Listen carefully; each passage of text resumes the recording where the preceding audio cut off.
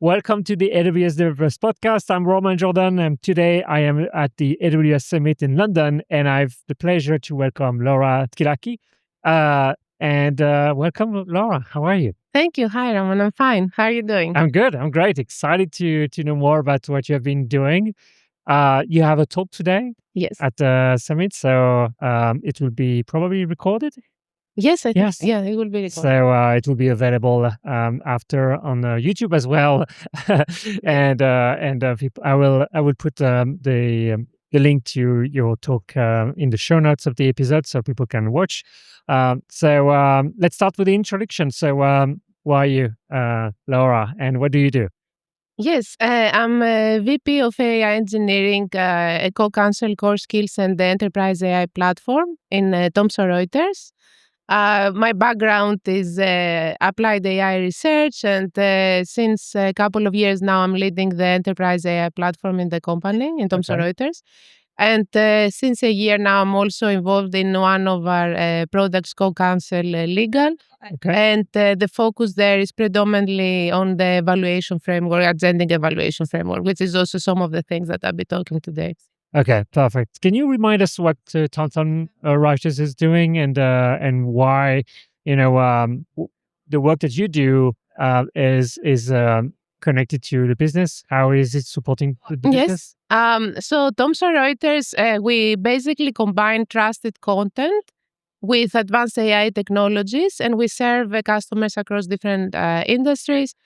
We serve legal professionals, tax and accounting, corporates, risk, fraud, and compliance, and also media. So most people have probably heard of Reuters News, which is one of the world's leading news agencies. And one of the big things about Thomson Reuters is that we have one of the world's richest proprietary data set in the legal domain. We have thoughts of SMEs, subject matter experts who are working on maintaining, enriching, and updating these data sets. Which gives the grounding for AI agents and AI capabilities. And another thing that is quite interesting is that Thomson Reuters has actually a very long-lasting history of innovation. We have 30 years, like the first AI R&D department in Thomson Reuters was established 30 years ago. Wow, okay. And 200 million commitment on investing on AI growth and development yearly. Wow. Yeah, there is a strong culture of AI innovation in Thomson Reuters. And how big is the company now? I mean, I want to say 30,000, more or less. Yeah, Okay. 30,000 employees. And you are based in Switzerland? I'm based in Switzerland. Yeah, okay, so we are neighbors, basically. Yes, in Zug. In Zug, yeah. And I'm based in Geneva, so really close by. Perfect. Great to meet in London. Yes. I'm very excited, to be here and to see the talks and also present. So it's a very vibrant atmosphere today. It's amazing. Yeah. Yes, indeed. So many people around us, so it's really good. And okay, perfect. So I wanted to understand, more about what you're doing and you are going to present today, but wanted to understand what you are building. So you are building AI for legal and professional services. I would love to understand Sure. what you have been doing, the problem that you are trying to solve, and also the solutions that you have selected to build your solutions. So one big part of my work is the Enterprise AI Platform, which is basically a collection of services, if you like. We have 16 services that take our developers across the whole AI development lifecycle, from experimentation to evaluation to deployment, monitoring, production, so on. So the AI platform serves both technical and non-technical users. Okay. And we have we think of it as that we have three types of user personas in the company. So we have our simple users, like we call them the AI explorers, and these are the people that will come to the AI platform to for their own productivity gain. So they will probably want to interact with an LLM or with an agent. And they want to, they don't necessarily need to understand, or they want to understand the inner workings of every workflow, but they need to feel confident that it works. Okay. And then use it for themselves. So it's a business user, basically. Yeah, it's a business user. But on the other hand, we have another category where we call them AI creators, which are also non-coders. So these are also our business creators, if you like. And these are like the subject matter experts. They might be legal professionals, tax professionals, our editorial forces, our content ops. And these are the folks that know very well our customers, the domain and the context our AI capabilities should operate in. And they basically, we want to enable them to also create AI without needing any assistance. So we offer no-code services, and this is the one I'll be talking today in my talk, and I have a demo as well, which is called the Open Arena Chain Builder. Okay. So it's a tool that allows user to build visually through a interface like agentic and generative AI workflows. And finally, we have our developers, the third category of user personas, obviously. They are like our machine learning experts, our AI engineers, our data scientists, and they are very technical and they just want a secure, ready stack, AI stack that they can use to build the AI capabilities they want, and they want to focus on the logic and the performance of the system and not necessarily the plumbing. Okay. So we are operating across these three different user personas, and we've seen we are very consciously and actively driving adoption. So we want people to be aware of what exists on the platform. We want to be aware what their colleagues have built, especially if it's working good.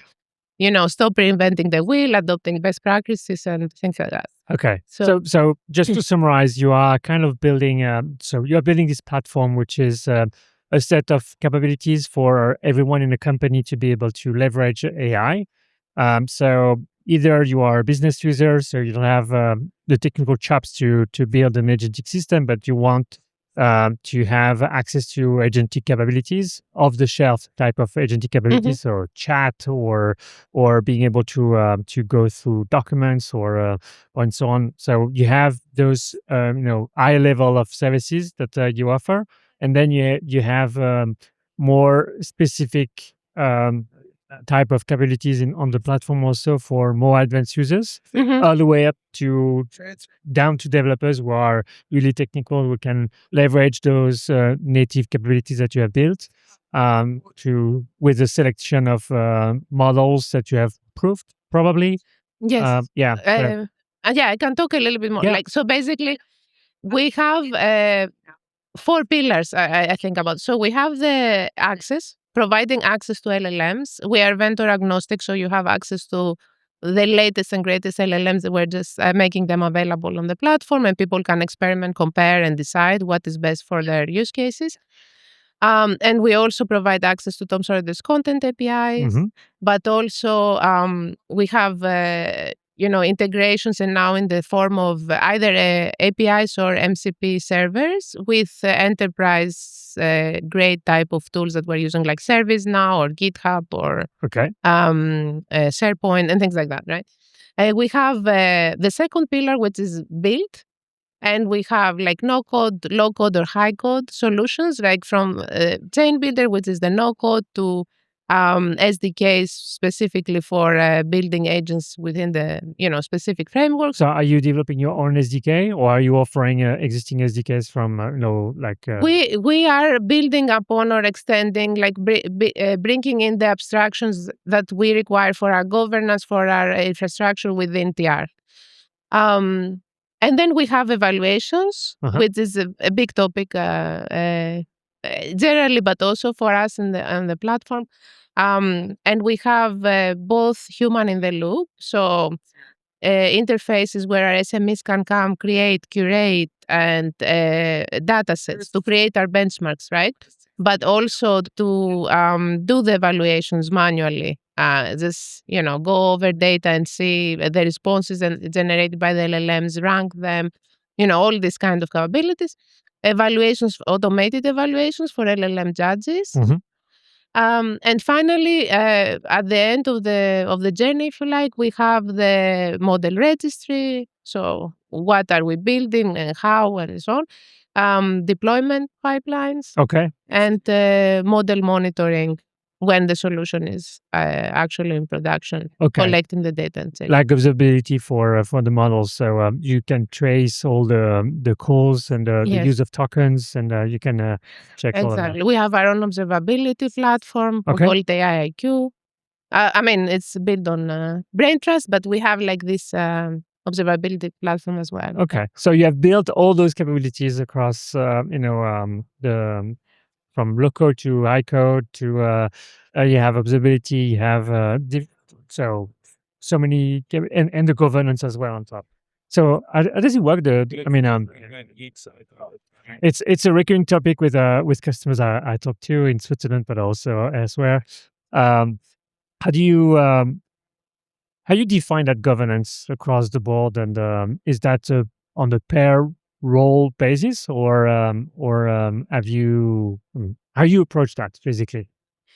So we work very closely with the data and analytics organization, where we get like the guidelines on what do we need according to the latest regulations as they come out. So EU AI, Colorado AI, what exactly do we need to have on top of the services Okay. to facilitate the developers, to be compliant. We work very closely with our security team, and then again we get guidelines on what we should be implementing as guardrails in terms of agentic AI or LLMs or any aspect of the system basically. And we try to integrate these guidelines in the processes, so we don't leave it to every single team to reinvent the wheel and figure out how to do it. But if they come and build on the AI platform, we want to provide them this head start that they know like what they build is already, had gone through the checks and Okay. yeah. This is how we make sure we are staying on top of this. Yeah. Okay, cool. And okay, perfect. Can we go a little bit deeper into the technical, architecture of this platform, and what is under the hood? How does it work under the hood? Yes, under the hood is predominantly based on AWS services. Okay. We are also making the most of Agent Core at the moment for Okay. agentic deployments. So basically, we have you can think of it. We have like the AI platform AWS account where we have all our services. The user will interact, for example, with OpenArena at the front end, which will connect to the AI platform and the internal services. We have the API gateway, authentication. We have the chain configuration database and Lambda and AWS step functions, depending on the different workflow. And then we have the user account. So we have isolation between the platform and the user accounts. Okay. And within the user account, then specifically, I give you the example now how we're using Agent Core for agentic. We will have effectively the 3 layers: build, deploy, and observe or operate. So we have. We're using at the moment, but we are also expanding. Like we're using Strands SDK Okay. to build the agents. Yeah. But it's obviously possible to use any other framework. We're using Bedrock or any other model provider to define which is the LLM for the agent. Okay. And then we are taking also advantage of Agent Core memory for long memory and short memory management for the agent. We quickly build our what we call our MCP marketplace. Uh-huh. which is basically a registry of MCP servers, and we have like custom servers that we build within the company, but also vendor specific and imagine a ServiceNow or ServiceNow, ADO, and like people can effectively connect them to their workflows. And also we make a lot of use of the built-in the tools from Agent Core, specifically the code interpreter and the browser. Yes.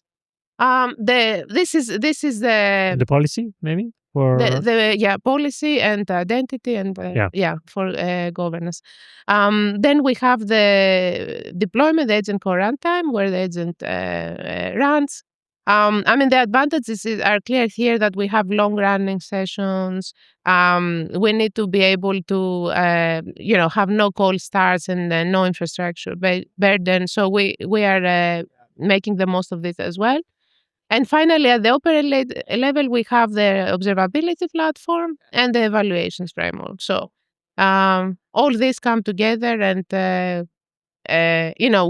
basically using Agent Core gives us a head start there, and removes a lot of the complexity of building the infra. Okay, so you use some of the primitives that Agent Core offers. You mentioned policies and identity and runtime and so on as building blocks for your AI platform. Mm-hmm. So do you make them available directly to developers so they can build on top of Agent Core through the SDK that you mentioned earlier? Yeah, this is also possible. Developers, of course, they can go under the hood and customize as much as they want. But we also make it possible for non-coders to be able to. So can we talk about that? Because I'm curious to understand how you expose. How you abstract, let's say, the complexity of the platform to no-code users. How do you do that? So how to explain like the visual? So basically what we call chain builder, it's a visual chain builder. Chain, like a chain of elements, basically. Yeah. And a chain of components in our case. So we have the agent is one component of the chain. And you can decide which model your agent will be based on, and decide what parameters you want to use. Okay. We have different components. So we have the tools are different components. So you can connect tools to your agent. Yeah. And this is as simple as dragging and dropping a link between one tile, on a graphical UI and another tile.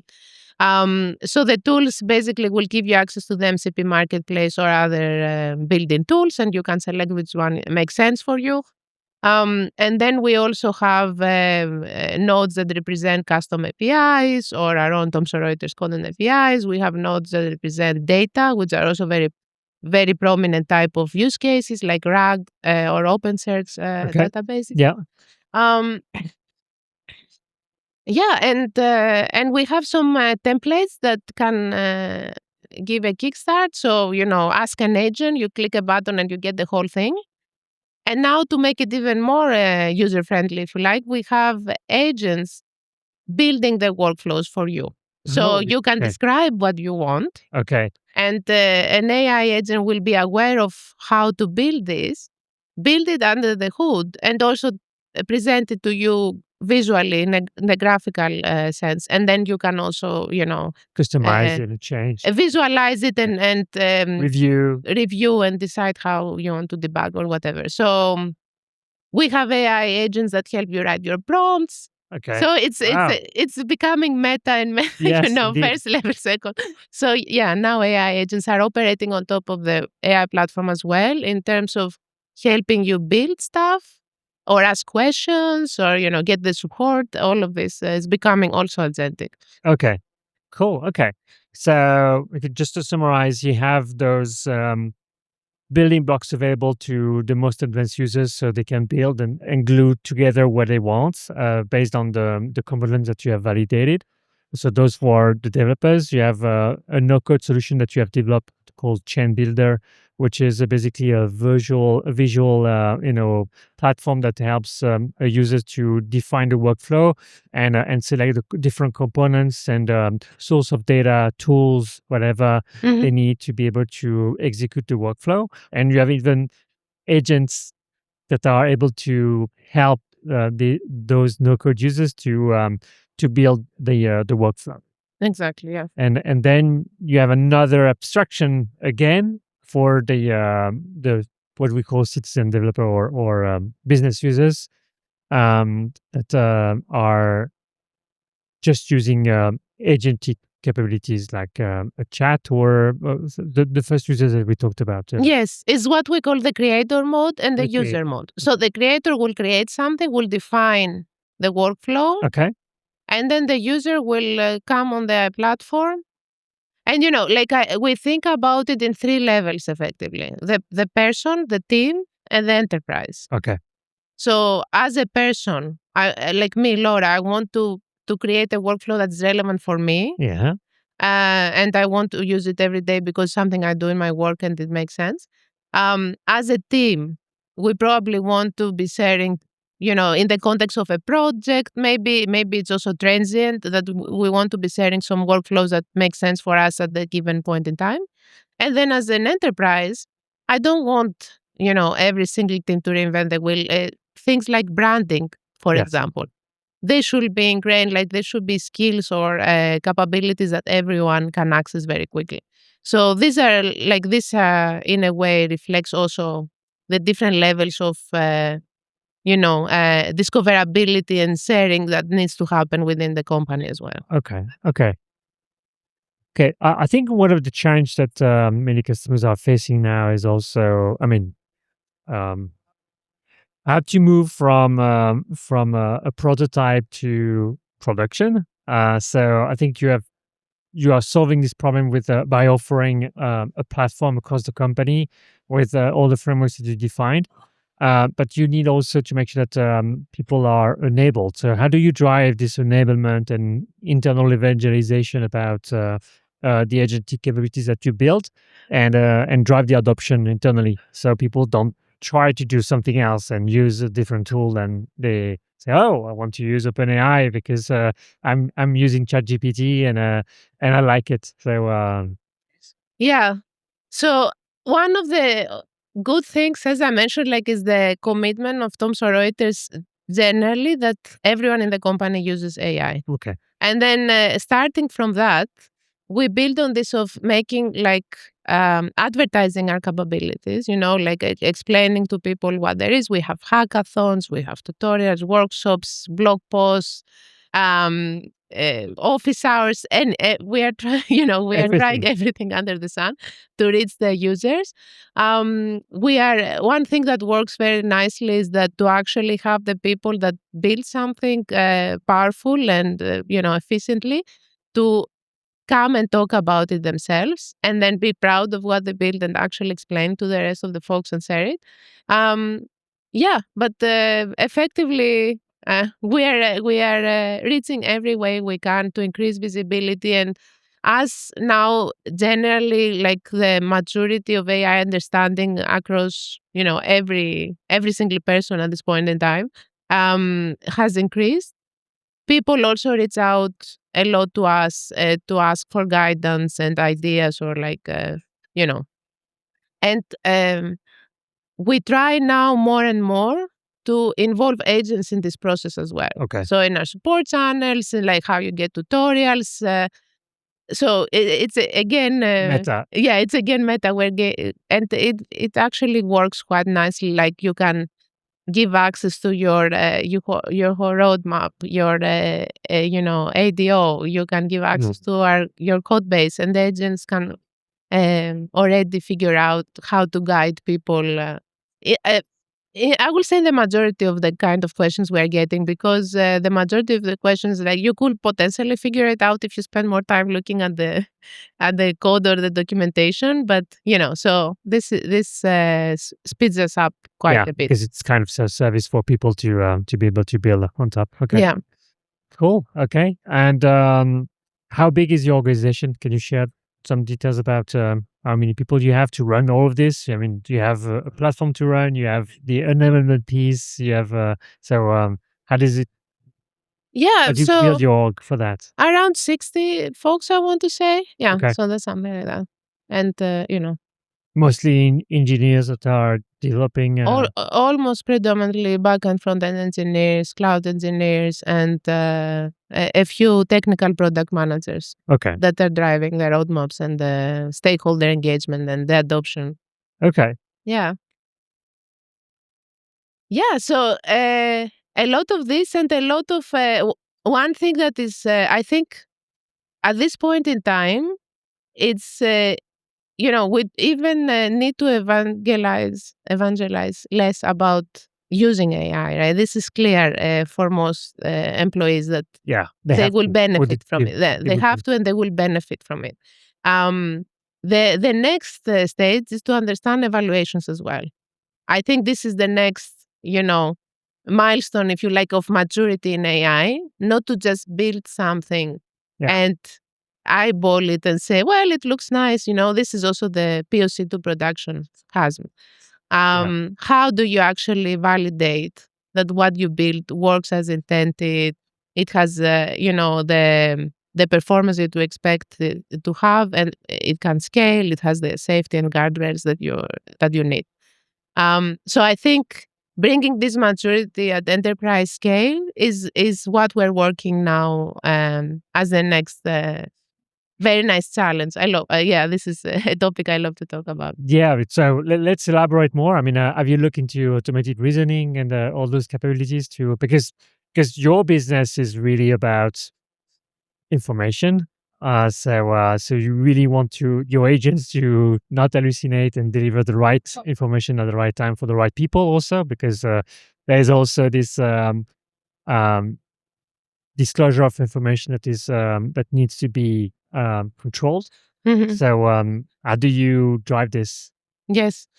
So I think the important thing is starting from the evaluation framework, and this is also something we're gonna be talking with Sanha later in the talk. It's increasingly harder to retrofit an evaluation framework to something you have already deployed, to an agentic capability you are already deployed.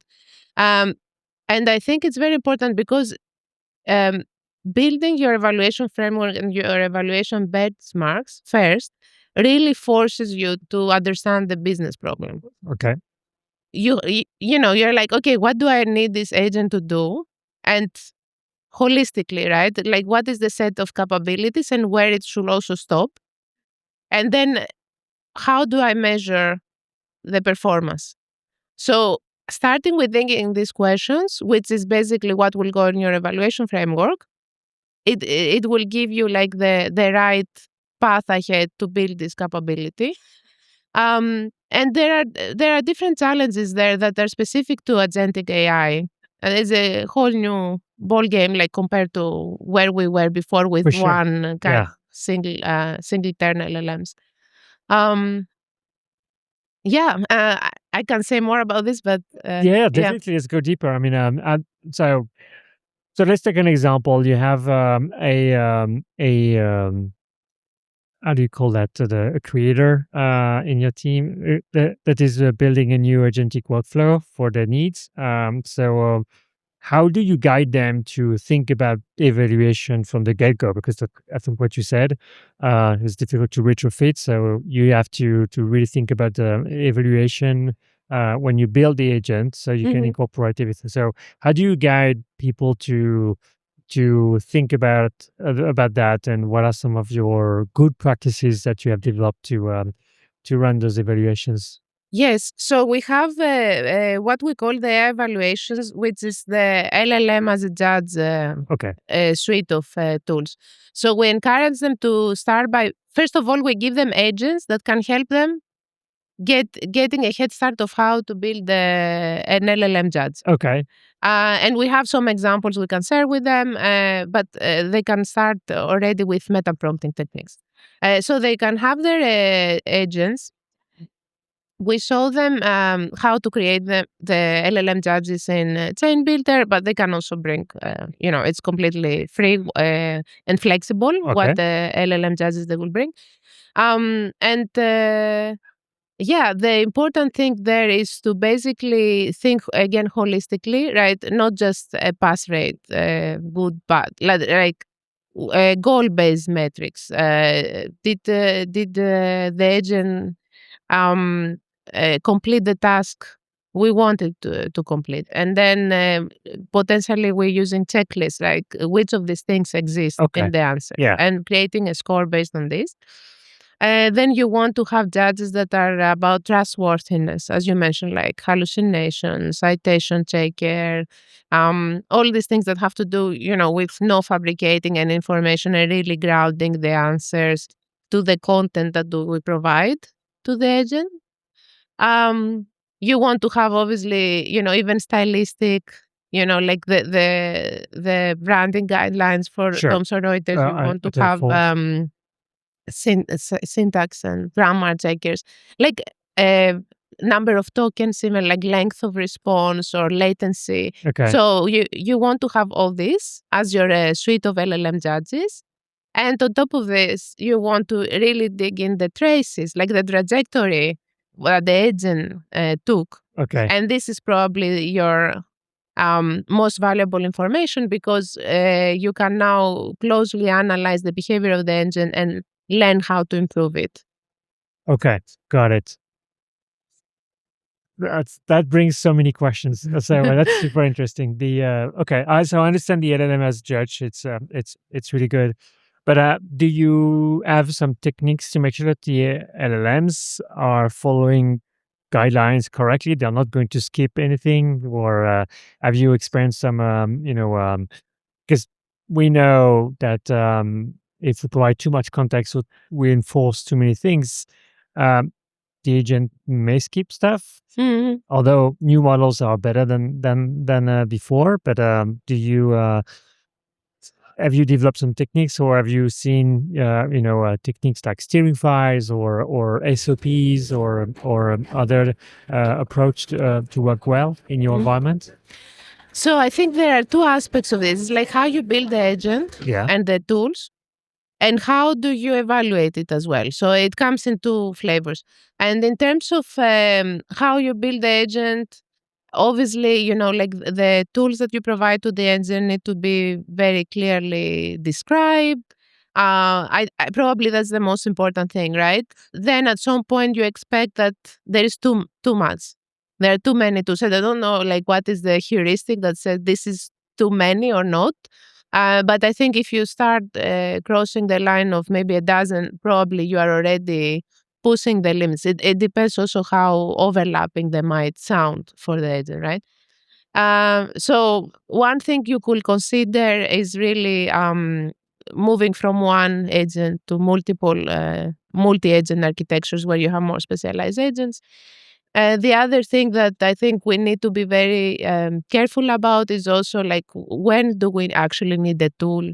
When do we need an agent? And where we can go and write code, right? Like deterministic code and with a logical, Okay. rule-based kind of approach. Like, Yeah. I don't think it makes sense to, rely constantly on the stochastic of the agent when we can actually fully define something. Hmm. So this is some things to consider when you build the agent.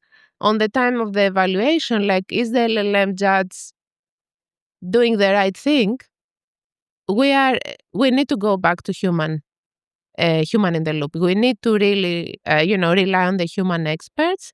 The same way as the human experts, we rely on them to evaluate the agent. Okay. We need the human experts to evaluate the LLM as a judge as well, until we feel confident that the LLM as a judge is calibrated. Okay. It's calibrated and operates the same level as As a human our would. human experts. So it reflects the human judgment. And then we need to keep doing this constantly, right? Okay. So we cannot just rely that we did it, like we calibrate, it's done now, right? We need to be constantly checking that our agent didn't regress and our LLM judges did not regress, by turning again to our human experts, our domain experts. And the challenge there is that we cannot scale. We cannot give production volume kind of data to our human experts. So we need to be very intentional Yeah. of how we bring them in the loop and what kind of information we are asking from them. Well, yeah, that's very interesting indeed. The scale is a problem. So for any customers we engage with, they when they build this type of platform, there is an inbound, tsunami of requests, because the business, once they see the value of agentic capabilities, they want more, they want more, they want more. Yeah. So how do you absorb all of that? I mean, is your you know platform ready to absorb so many requests from the business already, or how do you? It's one of the I won't lie. It's one of our biggest challenge is the volume of requests, feature requests, like Yes. support requests that we're getting. It's constantly increasing. So I think our job is to really prioritize what like trying to and the other thing besides prioritization, like the way I think about it is what are the patterns? Uh-huh. How like incoming requests will reveal a pattern that needs to be in the end-to-end enterprise capability. Yes. So we will probably prioritize things that start revealing a pattern. So we need to start making possible for our users or our developers or whatever to be able to do this specific thing, and we get the signal from many directions. And the other thing that is a little bit of an art is like that the users will not necessarily tell you the pattern. They will tell you their very specific custom Yes. requirement. And then you need to be able to abstract this and understand, okay, this they are asking me for this, but really what they need for this to scale for everybody else is this.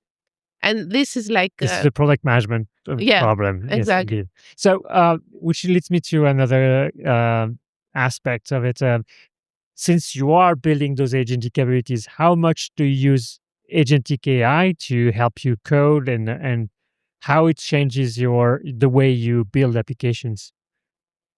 Yeah, 100%. A lot of, like our engineers who are most embracing these technologies will tell you probably that in the last 3 or 4 months they haven't written Line of code. yeah, they haven't written much code anymore, right? So we are trying to encourage like this mindset shift Okay. to make the most of AI coding assistant tools and really start thinking about really how the design will work, the architecture of the system, how will you structure this clearly so you can make the most of AI coding assistance and then accelerate.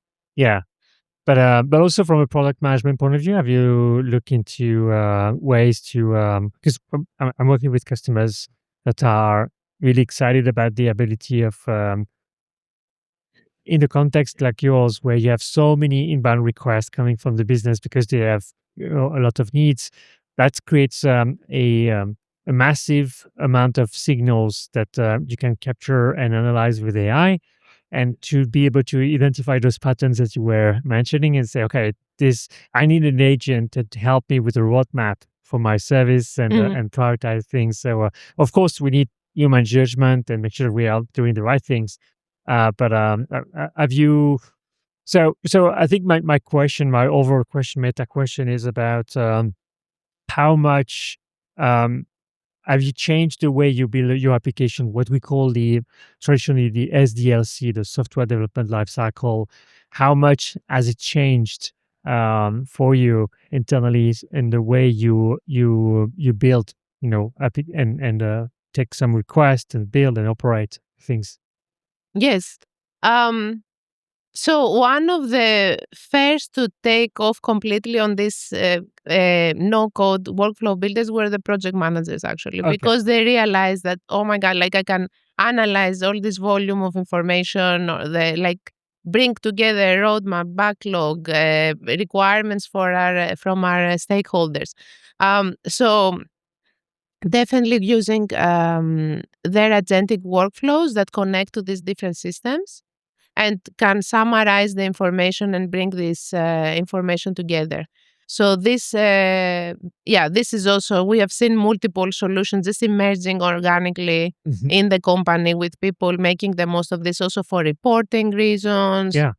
propagating information, release notes. All of this can be streamlined now and, you know, expedite basically, remove a lot of the manual effort that is there because the information exists, and traditionally we spend so much time recreating it and re-summarizing it for different stakeholders in different levels of detail and for different purposes like for planning or for reporting or whatever. So yeah, definitely there is a lot of agentic development as well. That's cool. Okay. Wow. Perfect. Thank you. Thank you for sharing. Great. I have a tangent question. How did you get there? What's your background? How did you get to the role that you have right now? And yeah, because I think it's really inspiring. So I'd like to know more. How do you get where you are, and what have you learned? What are some things that you Right. decided to do? Yeah. So not a straight path. Um, I started my background. My undergrad was electrical engineering, computer science, Okay. but I leaned in computer science quite a bit. And then at some point, just before I finished my undergrad, I heard about bioinformatics, Oh, which was an emerging field at that time point in time, and I got really excited. So I did the master's and PhD in stem cell bioinformatics. okay. And I stayed in academia for a few years, did a postdoc as well. Um, and then after I decided that I want to explore what is outside in industry as well, there was a hackathon at that point in time where I took part, and Thomson Reuters Labs, which is the R&D Hmm. group of Thomson Reuters, had a challenge in the hackathon. So I joined the hackathon. I took the challenge. We won the hackathon. We were very lucky. And then I applied to Thomson Reuters. And that at that point in time, I switched from bioinformatics to natural language processing, Okay. and it just exploded a couple of years later. So Yes. I feel so lucky to have like been first in the bioinformatics biotechnology field while it was also exploding with genomics, transcriptomics, full genome analysis, and then moving to the NLP field, and then seeing like transformers, LLMs, all these things happening. Um, yeah, and the common pattern, I was thinking about it myself. Like I think there is a common thread throughout my career, because even when I was in biotech, I was effectively building AI capabilities for biologists. So it's me building AI capabilities for a subject matter expert, like big biologist, a legal professional, a tax professional. This is the trend Okay. throughout my career, and this is what drives me, like the impact of really contributing. Building something that changes someone else's like ways of working. I think that's what was the driving force.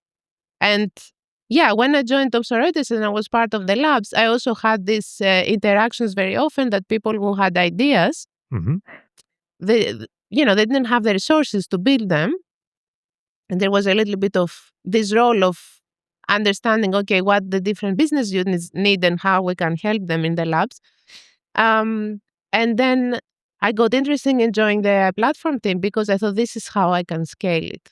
Like now I'm gonna build things that can help Can enable. thousands Yeah. of people. It's not just me building something for you. I will figure out how you can build it for yourself.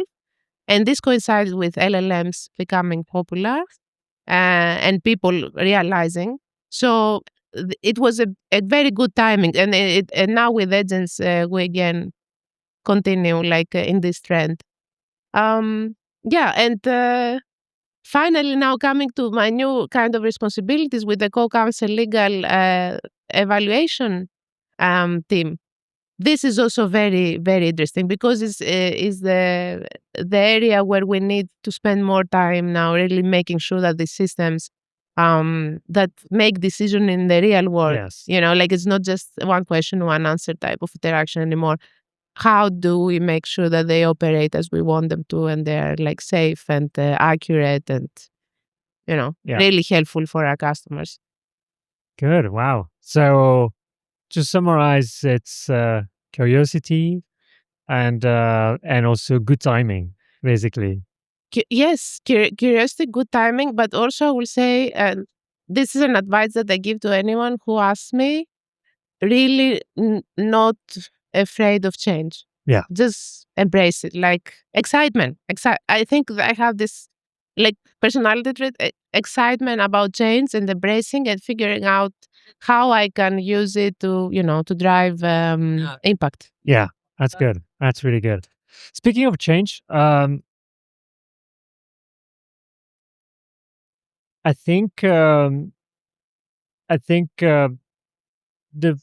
the companies that are the most successful with AI are not trying to fit AI into the existing processes, but instead they are taking the opportunity to rethink the workflow through AI. So you have been building those capabilities, um, but how do you see your internal customers using your AI capabilities? Are they saying, "Okay, so now I can use AI to boost my workflow," or are they really taking the leap and rethinking, their workflows, their processes? Say, "Okay, now we have an opportunity to rethink and start from a blank page and do it more in a different way that is more powerful." So Yes. There are different teams in Thomson Reuters that are taking exactly this journey. It's like, how do we reimagine yeah, what we have been doing? I think one of the biggest challenges, and probably, it will end up slowing the teams down if they just try to put agentic AI or generative AI in legacy systems that haven't been built yeah, for AI purposes. So yeah, specifically a lot of our content platforms and content ops teams are, working on reimagining their legacy workflows and figuring out how to make most of the system. I think it's again a leap that needs to be taken. but do you have any advice for the audience about how to take that leap? I mean, how to some patterns that you have seen, or some how do we get started and say, okay, we need now to rethink?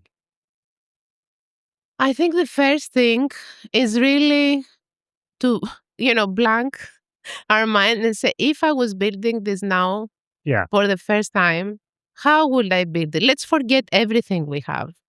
Like, what would have been my requirements starting now? And I think it requires like this, you know, um, emptying, like yeah, reset. reset your Yeah, mindset. Exactly, reset your mindset and figure out. Okay, actually, some of the things I'm thinking right now have to do with what I know about my existing architecture and not like how I would have made this decision yeah, from scratch. And then, get the buy-in to actually take uh, leap. the leap of faith. Yeah. Yeah, that's good. Okay, perfect. Thank you. Any closing remarks before our last questions? No, I think generally very exciting times. Things that, like for someone who's been in the AI domain for many years, seeing what is possible today, it's just mind blowing Yeah, compared to like, even a few years ago, not so long ago, right? We will spend months working on training a model to do a very simple task and not even successfully very often. So seeing where we are today is super exciting. I'm really looking forward to see like what the future will bring. And I will say again what I keep saying throughout this discussion is like evaluations, evaluations, evaluation. Think about the evaluation. Make sure you have this really figured out before you even embark, okay. on this Building journey. the agents. Yeah. Okay, cool. Thank you.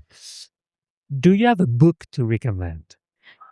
Something that you really enjoyed, something that you you like to offer to people?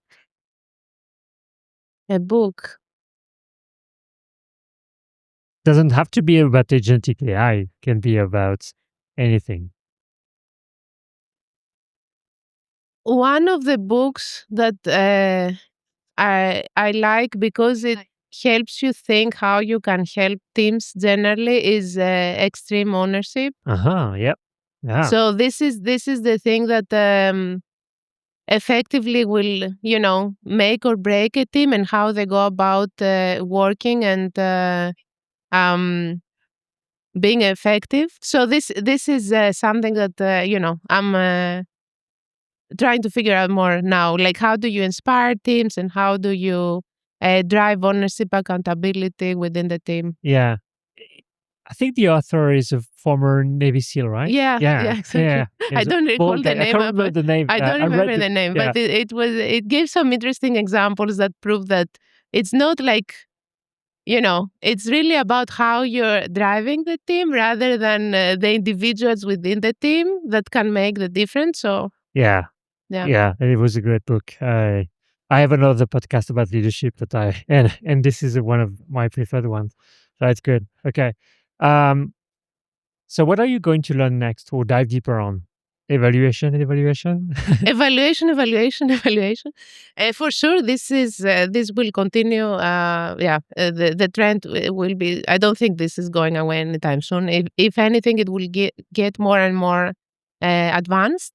And I think now the next thing I'm spending more time in is really the moving from one agent to multi-agentic frameworks. Yeah. And again, what that it means for evaluations as the complexity increases and you have um, Yeah. multiple agents operating and potentially bringing errors. Like, how do you catch as the complexity explodes? That's a good one. That's a good one. Have you been able to go deeper on automated reasoning? What do you mean? Yeah. So automated reasoning is another branch of AI, which we use. I mean, for example, Bedrock Agent Core Policy is using automated reasoning to basically logic to assess whether the output of agentic AI is correct or not. And I have a great episode with one of my former colleague, Danilo Poccia. And I think Werner is going to talk about it because he's really passionate about it. But we had also a very good talk at reInvent in December of last year about automated reasoning. I will send you the link, Awesome. and I will add it to the show notes because this is a very interesting field. So. And automatic reasoning together with Gen AI is what we call neurosymbolic AI. Mm-hmm. So yeah, it's quite powerful. Since you are so much into evaluations, I feel that you will be excited about that. Awesome. Thank you. All right, thank you so much. It was really exciting to learn what you have been building. I think you are very much advanced compared to many other customers around. What I've been engaged with, and really, really, I'm very thankful for you to share so much today and your story and also your experience. So really appreciate it. Thank you so much. Thank you for having me. I really enjoyed our discussion today. Thank you. Thank Cheers. you. Bye bye.